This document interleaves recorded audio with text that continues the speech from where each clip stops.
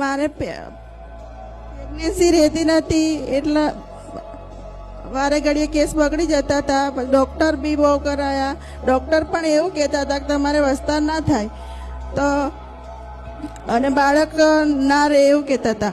તો પછી મેં અચાનક માનો વિડીયો જોયો અને વિડીયો જોઈને માને પ્રાર્થના કરી કે હે મારી ખુકાર મેલડીમાં બધાના દુઃખ દૂર કરે છે તો માં મારું પણ દુઃખ દૂર કરજે. માં મને દીકરો આપજે.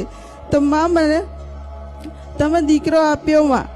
અને મારા સપનામાં પણ આવ્યા હતા માં કે તો માં મેં તમને એવું કીધું કે માં માની લાજ રાખજે, માં મને દીકરો આપજે. અને મારા પતિ રવિવાર ભરવા આવે છે તો બધા લોકો જાણે છે કે રવિવાર ભરવા આવે છે. તો માં અમારા ગામમાં લોકો મક્ષરી ના કરે એવું ધ્યાન રાખજે માં, અને મારી લાજ રાખતો. મારી માએ એવું કીધું કે હા દીકરી ચિંતા ના કરતી, તને દીકરો જ આપીશ. સપનામાં માએ એવું કીધું મને. તું રોતી પ્રાર્થના કરતી કે માં મારી લાજ રાખજે, તો તને એક વિશ્વાસ અપાવવા માટે સપનું આવ્યું અને સપનામાં શું કીધું? અને તને દીકરો આલ્યો.